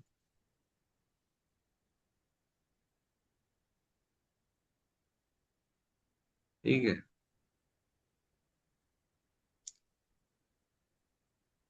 और किसी का कोई प्रश्न, कुछ अगर हरे कृष्ण संडे के प्रभु दिन। जी, दंडवत प्रणाम। प्रणाम माता प्रभु जी। जी, आपने विश्वामित्र के उसमें उदाहरण दिया कि उनका मेनका ने तपस्या भंग किया तो कुत्ता खाया, वो मेरे समझ में नहीं आया। ये थोड़ी बताया मैंने कि उनकी तपस्या भंग हो गई तो कुत्ता खा लिया। ऐसा नहीं बताया। मैंने बताया आपातकालीन में उन्होंने खाया था, ये बताया अच्छा, जी प्रभु जी। मैंने, आपातकालीन में खाया था। उनको क्या है कि आपातकालीन आया प्रभु जी, वो तो ऋषि मुनि थे जंगल में, उनको तो जरूरत भी नहीं पड़ती थी, ऐसा लगे तो। ये तो पता करना पड़ेगा ना आपको कि आपातकालीन आ गए। आपके बोलने से थोड़ी हो जाएगा। हरे कृष्णा प्रभु जी। हर किसी के जीवन में कुछ न कुछ तो उठा पटक चल रही है ना। तो विश्वामित्र के भी जीवन में ऐसी स्थिति आ गई थी कि प्राण निकलने ही वाले थे। ऐसा कुछ था, मैंने पढ़ा नहीं ठीक से, लेकिन ये पता है कि उन्होंने कुत्ता खाया था। जी, यस, धन्यवाद। नूतन माता जी कहिए। ये वाली श्लोक में 19वें श्लोक में ना क्या प्रश्न पूछे हैं, तो उसको थोड़ा सा क्लियर करेंगे क्या? अभी जो 19वें में है, जी जी जी। मैंने बताया ना, सृष्टि के तत्वों का संख्या बताइए और उनका स्वरूप का लक्षण बताइए और उनकी तटस्थ लक्षण बताइए। मतलब जो जितने भी सृष्टि के तत्व है, अभी हमने चर्चा करी कितने तत्व हैं, 24 तत्व हैं, है ना। सृष्टि के 5 ज्ञानेंद्रियां, 5 कर्मेंद्रियां, 5 विषय और 5 जो है तत्व, जो क्या कहते हैं, तत्व कह रहे हैं या हम क्या कहते हैं, पंच महाभूत जिनको कहते हैं, भूमि, गगन, है ना, वायु, अग्नि और जल। ये 5 जो है महाभूत हो गए। 5 विषय हो गए, जैसे जो है आंखों का विषय क्या हो गया, रूप, रस, गंध, ये सारे विषय हो गए। स्पर्श, ये विषय हो गए। ध्वनि, ये 5 विषय हो गए और 5 महाभूत हो गए। 5 कर्मेंद्रियां हो गई और 5 ज्ञानेंद्रियां हो गई, ये 20 तत्व हो गए। इसके बाद होता है मन, बुद्धि और अहंकार, ये 23 तत्व हो गए। और 24वां तत्व होता है प्रधान, जो तीनों गुणों को, सतोगुण, रजोगुण, तमोगुण को जो बताता है कि प्रधान में 3 गुण होते हैं बेसिकली। तो ये इन इन 24 को ही तत्व कहा जाता है। सृष्टि इन्हीं तत्वों से बनती है। तो इन तत्वों के बारे में इनकी संख्या बताओ और ये दिखते कैसे हैं और इनके कार्य क्या है वो बताइए। ये प्रश्न पूछा है परीक्षित महाराज ने। और फिर सेकंड लाइन में पूछा है कि भगवान के पुरुष, जो भगवान का पुरुष अवतार है, उसकी आराधन की क्या विधि, उसकी पूजा करने की क्या विधि, विष्णु की पूजा करने की क्या विधि है। और कह रहे हैं योगस्य आध्यात्मिकस्य च, ऐसा योग का विधि बताओ जिससे अध्यात्म की प्राप्ति हो। मतलब अष्टांग योग, जो योग करते लोग क्रिया, उसकी विधि क्या है जिससे अध्यात्म तक पहुंचा जा सके। आज की योग की विधि क्या है, केवल शरीर तक की विधि है। हमारे ऐसा प्राणायाम करेंगे ताकि बस शरीर ठीक हो, ऐसे उल्टे सीधे आसन करेंगे जिससे शरीर स्वस्थ बना रहे, लेकिन आत्मा को भगवान की प्राप्ति हो, ऐसा योग नहीं करा रहे आजकल, है ना। लेकिन यहाँ पे पूछ रहे हैं ऐसे योग बताओ जिससे आध्यात्म की प्राप्ति। ठीक है माता जी। जी, हरे कृष्णा। हरे कृष्णा। यस अनिल प्रभु कहिए। हरे कृष्ण प्रभु जी, दंडवत प्रणाम। प्रणाम प्रभु जी, हरे कृष्ण। सभी भक्तों को मेरा प्रणाम जी। प्रभु जी, इसमें ना दो क्वेश्चन पूछना था मुझे। जैसे कि एक वर्ड आता है वैष्णव, है ना, तो जो जो वैष्णव, मैं कई लेक्चर में सुना हूँ कि अगर जिसने मतलब अपने जीवन काल में अगर एक बार भी अगर भगवान कृष्ण का मन से या फिर दिल से स्मरण किया होगा तो उसको भी वैष्णव बोलते हैं। और दूसरा, जो जो वैष्णव जो नियम धर्म है वो अगर फॉलो करते हैं, पालन करते हैं, तो उसको भी वैष्णव कहा जाता है। तो दोनों में से सही क्या है प्रभु जी? मतलब वैष्णव का डेफिनेशन क्या है, अगर मैं एक लाइन में पूछूं तो? देखो, वैष्णव वैसे तो जो है ना, देखा जाए ना, तो शिव जी के जो उपासक होते हैं उनको शैव कहते हैं। दुर्गा के उपासक को शाक्त कहते हैं, है ना। कृष्ण के उपासक को काष्णव कहते हैं। और विष्णु किसके, वैष्णव किसको कहते हैं, जो विष्णु का उपासक, विष्णु के उपासक को वैष्णव कहते हैं। तो हम कौन है, वैष्णव है क्या? हम विष्णु के उपासक है? नहीं नहीं, हम तो कृष्ण के उपासक। तो कृष्ण के उपासक को क्या कहते हैं? जो राधा रानी और कृष्ण के उपासक होते हैं उनको गौड़ीय वैष्णव कहते हैं। गौड़ीय वैष्णव है हम लोग बेसिकली। तो जी वैष्णव कौन है? जो भगवान विष्णु, एक्चुअल में विष्णु और कृष्ण में भेद नहीं है ना, इसलिए यहाँ पे कंफ्यूजन हो रहा है। विष्णु और कृष्ण एक ही है, अंतर नहीं है। तो जो जी वैष्णव हैं उनको वैष्णव क्यों कहेंगे? जब वो कृष्ण के या विष्णु के उपासक हो जाएंगे तब उनको वैष्णव कहेंगे। उपासना मतलब क्या हो गया? जो उनका नाम जप करता है, जो उनकी भक्ति करता है, जो उनका प्रसाद पाता है, जो उनकी आराधना करता है, जो उनको फॉलो करता है, उनको मानता है ना, अपने जीवन में जो कार्य करता है उनके लिए करता है। तो ये सब करेगा तब वैष्णव कहलाएगा क्या? नहीं नहीं, जो कुछ एक बार भी कर ले वो भी वैष्णव कहला देगा, क्योंकि वो भगवान को मान रहा है ना। एक बार भी अगर किसी ने कृष्ण का नाम ले लिया तो ये माना जाता है कि जी वो भगवान का उपासक हो गया है और उसने भगवान को पुकारा है, तो वो वैष्णव कहलाने का अधिकारी बन जाता है कि वो वैष्णव है। बोलते हैं ना, एक बार भी भगवान का नाम लिया तो वो वैष्णव हो जाता है। तो भगवान का नाम, जी कृष्ण का नाम, विष्णु का नाम लिया तो वैष्णव कहलाएगा। उनकी आराधना, पूजा, माला कर रहा है, कीर्तन कर रहा है, तो भी वैष्णव ही कहलाए। ठीक है प्रभु, जी। यही और प्रश्न प्रभु था जी, ना जो आपका? एक और क्वेश्चन था प्रभु जी, अगर समय हो तो ये हाँ कल हाँ, पूछेंगे। समय आज तो संडे है। जी जी संडे लोग छुट्टी मनाते हैं, हम भागवत धर्म अपनाते हैं। यस, बताइए। एक और क्वेश्चन प्रभु जी, जैसे कि जो हम जो माला करते हैं, तो मैंने कई लेक्चर में सुना है कि जो माला हम करते हैं उसको हमको संकल्प के साथ करना चाहिए। मतलब कई जने बोलते हैं ना कि कितना माला करोगे तो जितना हो जाए, तो वो क्रम निश्चित नहीं होता, तो इसलिए बोलते हैं भाई एक संकल्प के साथ करो, या तो 2 करो, 5 करो, 8 करो। तो ऐसा क्यों कहते हैं प्रभु जी? देखिए, ऐसा है कि हम लोग क्या है, बद्ध अवस्था के मनुष्य है ना। बद्ध जी में आदमी क्या है कि वो माया द्वारा सदा सदा मोहग्रस्त रहता है। तो अगर हम संकल्प लेके नियमित कुछ, अगर उसके संकल्प नहीं लेंगे, इतनी माला करूंगा, तो वो क्या होगा, कल कभी ज्यादा हो जाएगी, कभी कम हो जाएगी। और ज्यादा तो बहुत कम ही होगी, कम ज्यादा होगी। मतलब ज्यादा तो करेंगे नहीं, कम ही करेंगे, क्योंकि ये मनुष्य का नेचर है ना। वो धीरे धीरे कम करता जाएगा, कम करता जाएगा। इसलिए उसको एक निश्चित फिगर दिया गया गुरुओं आचार्यों के द्वारा। हमारे श्रील प्रभुपाद ने बोला है कि 16 माला नियमित रूप से करना चाहिए, minimum 16 rounds of chanting, minimum. इसलिए मिनिमम कहा है, और हम मिनिमम को ही पकड़ के ले लेते हैं। 16 से तो ऊपर होती नहीं है। मेरी तो बड़ा मुश्किल होती, ना के बराबर होती, मैं तो नहीं कर पाता हूँ 16 के ऊपर। बस ले दे के बहुत मुश्किल से 16 कर लेता हूँ। जो शिला प्रभुपाद के आदेश है उसको फॉलो करना जरूरी है। क्यों? क्योंकि हम उन्हीं के संप्रदाय में हैं ना। उनकी कृपा कैसे मिलेगी? जब तक उनके आदेशों को फॉलो नहीं करेंगे तब तक कृपा नहीं मिलेगी। तो गुरुदेव जी को प्रसन्न करना ये शिष्य का कर्तव्य है। तो हम अपने सही। गुरुदेव को प्रसन्न करने के लिए उन्होंने जितनी माला बोली उतना हम करते, 16 मालाओं का नियम लेते हैं। और नियम लेना चाहिए, ये नियम है, ये भगवान को पसंद है कि व्यक्ति नियम से कार्य करे। नियम ही भगवान को आकर्षित करता है। एक बार की बात है, एक गांव में एक मंदिर था थोड़ा दूर में, और वहां मंदिर में सब लोग जाते थे, है ना। नियम से सब पूरे गांव वाले जाते थे। और एक व्यक्ति नियम से जाता था, वो पत्थर फेंकने जाता था मंदिर में। वो भगवान से बड़ा क्रोध क्रोध करता था, भगवान से दुखी था। भगवान ने उसके जीवन में दुख दिया, उसके अपनों को छीन लिया था।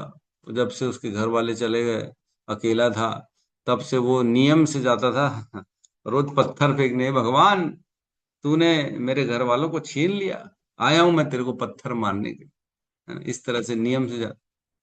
और अन्य लोग जाते थे पूजा भक्ति करने नियम से। तो एक दिन बहुत बाढ़ आ गई पूरे गांव में। जब बाढ़ आ गई तो सभी ने बोला चलो कोई बात नहीं, आज बाढ़ हो गई, हम नहीं जाते हैं, है ना। आज कौन जाएगा? अब इतने पानी में तैर तैर के थोड़ी जाएंगे भगवान के मंदिर में।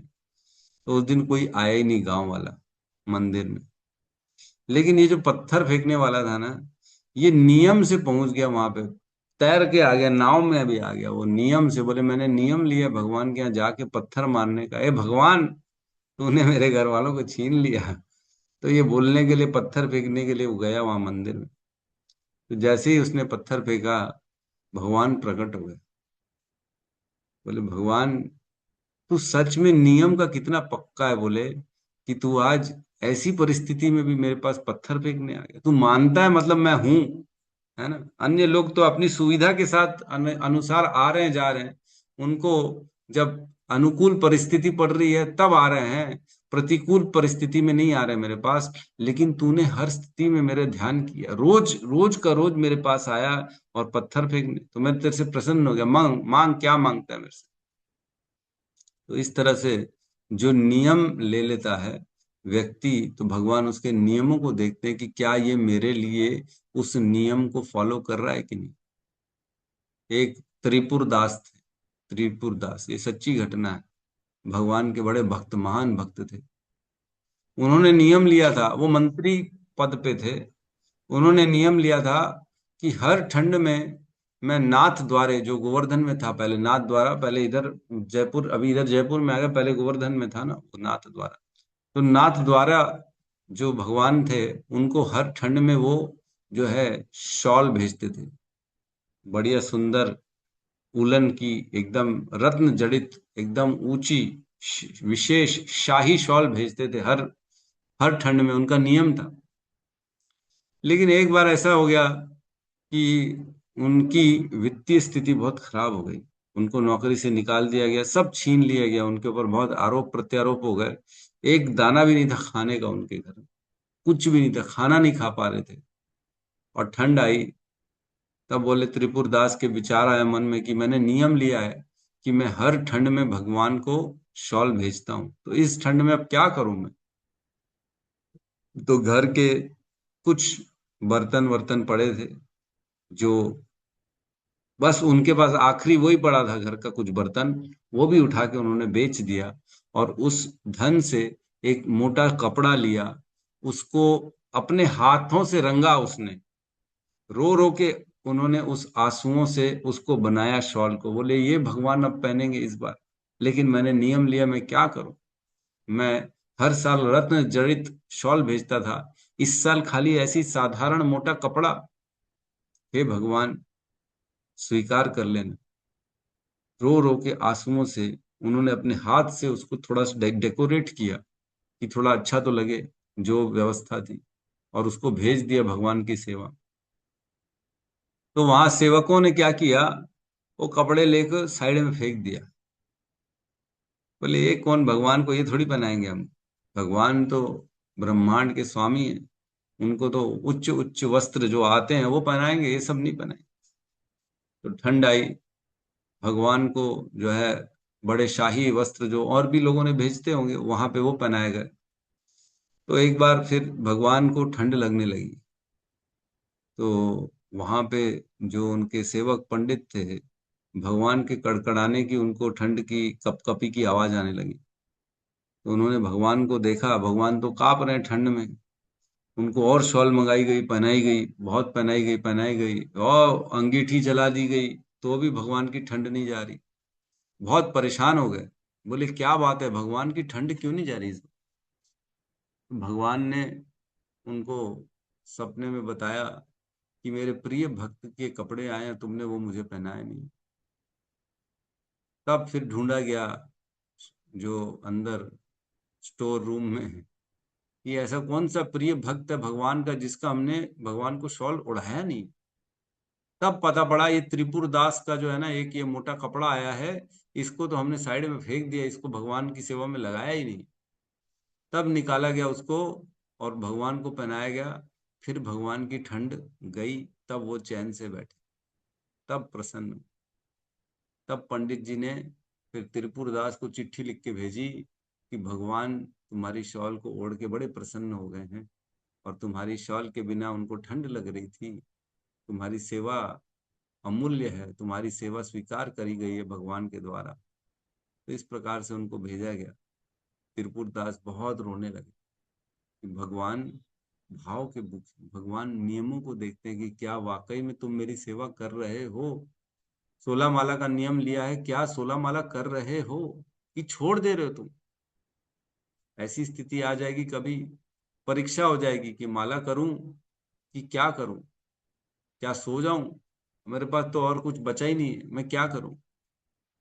वही एक घटना वहां जाके व्यक्ति के ऊपर एक एग्जामिनेशन, एक टेस्ट हो जाता है कि अब मैं क्या कर रहा हूँ। नियम मेरे लिए ज्यादा महत्व रखते हैं कि बाकी चीजें मेरे लिए महत्व रखती हैं।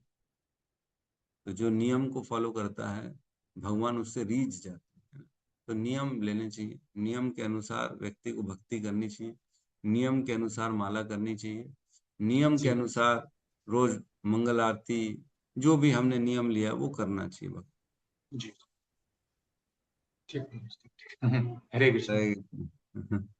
15-20 मिनट लग गया ठीक है, लेकिन याद आ गई कथा अच्छी। ठीक है। यस सावित्री माता जी कहिए। हरे कृष्ण प्रभु जी, धन्यवाद प्रभु प्रणाम। जी। माला करने से पहले कुछ संकल्प करना पड़ता है क्या? देखिए जब माला हम स्टार्ट करते हैं ना, तब भगवान के सामने जरूर बोलना चाहिए कि हे प्रभु, मैं आपकी प्रसन्नता के लिए आज मैं संकल्प कर रहा हूं कि मैं आज से 16 माला, 10 माला, 15 माला जो भी करूंगा। तो वो हमको बोलना चाहिए, एक बार भगवान को बताना चाहिए ना, हम उनके लिए कर रहे हैं, उनको बिना बताए कर रहे हैं, उनको बताओ तो सही सामने खड़े हो कि प्रभु आप प्रसन्न तो रहेंगे ना, मैं आज से इतना इतना करने का प्रयास करूंगा और इतना संकल्प ले आऊं कि मैं करूंगा ही करूंगा। आप ही मेरे को शक्ति दोगे और आप ही मेरे से कराओगे, यद्यपि मेरी इच्छा तो है ऐसा ऐसा करने की। तो हमको बोलना चाहिए भगवान को। तो प्रभु जी एक बार में ही करना चाहिए, ऐसा भी नियम है क्या? नहीं क्या? नहीं नहीं, एक बार में नहीं करना चाहिए। ठीक है, दिन में हम तो मैं करते थे। एक एक दिन में करूंगा ऐसा नियम लेना चाहिए। अच्छा प्रभु जी, हम तो करते थे लेकिन हमें नहीं मालूम था, ये आज मालूम पड़ा। और प्रभु जी कल एकादशी है ना? नहीं, एकादशी तो आज है, लेकिन व्रत कल है, क्योंकि आज की हाँ। एकादशी जो है ना वो सूर्योदय के बाद लग रही है, इसलिए कल एकादशी का व्रत रखेंगे। द्वादशी के दिन मतलब कल जो व्रत रखेंगे उसमें एकादशी भी टच होगी, द्वादशी भी होगी और परसों की त्रयोदशी भी होगी, तीनों डेट्स टच होंगी, इसलिए कल हम उपवास रखेंगे। और प्रभु जी मेरा एक क्वेश्चन और है आखिरी। प्रभु जी हम इस्कॉन मंदिर जाएंगे कल, तो हम निर्जला व्रत रखें तो भगवान का तीर्थ तो ले सकते हैं ना पर निर्जला में? भगवान का सुबह में जो अमृत जो है,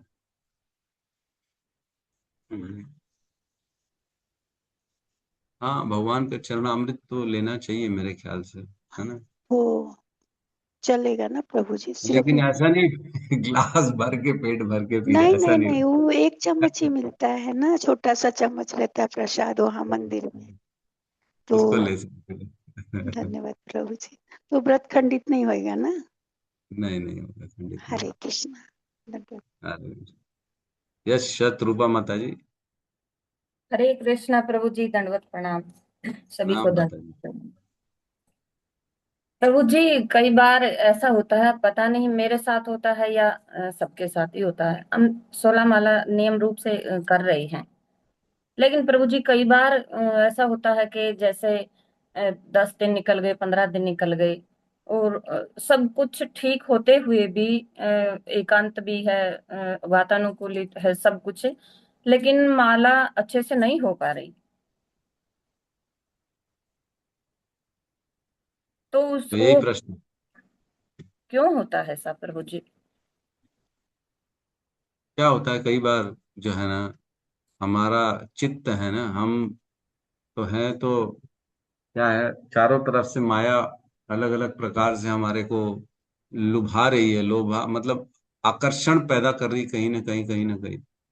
कई बार हमारा मन में कोई चीज को पाने की इच्छा या अन्य कुछ भोगने की इच्छा आ जाती है ना, तो माला में कई बार मन कम लगता है। तो ऐसा कई बार इसी कारण होता है कि माया में आ जाता है व्यक्ति, अन्य चिंतन चल रहा है, घर का चिंतन चल रहा है, पुत्र इत्यादि का चिंतन चल रहा है, या अन्य कोई विपदा, ऐसा लग रहा है कि हमारे ऊपर प्रॉब्लम आ गया है, या कहीं कोई और दिक्कत या कोई और अन्य अपने अंदर अहंकार की भी पुष्टि हो जाती कई बार, अरे करने वाला मैं हूँ, देखा मैंने ये किया तो ये रिजल्ट आ गया, देखा मेरे कारण कितना सुंदर काम हो गया, मैं किया मैंने किया, तो ये भाव भी आ जाता है कई कई।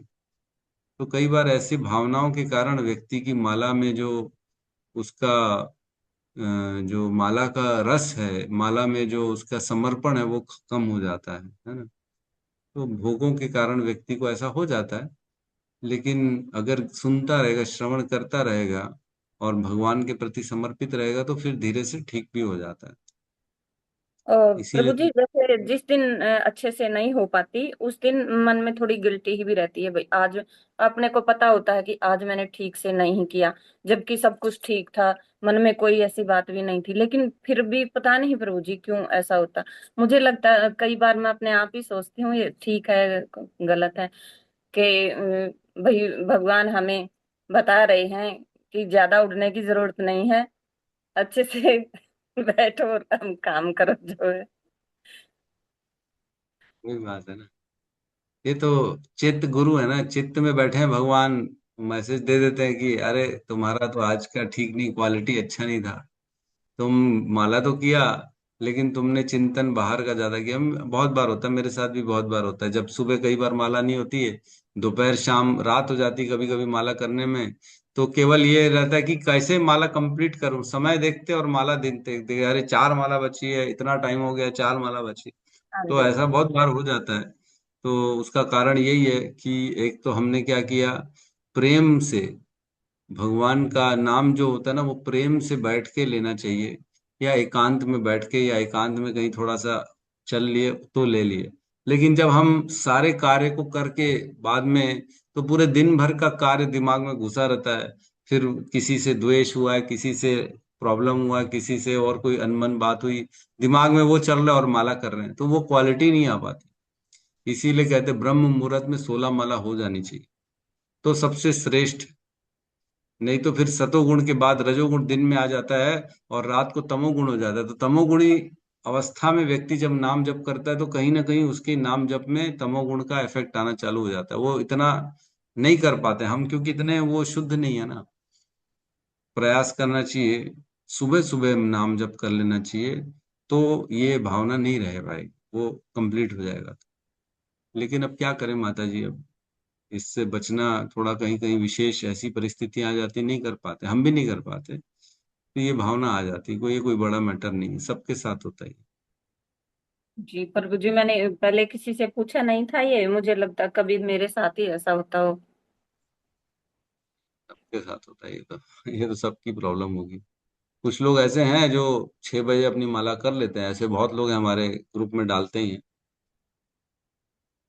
तो भी ये तो प्रॉब्लम है ही है, क्योंकि बद्ध अवस्था में है ना।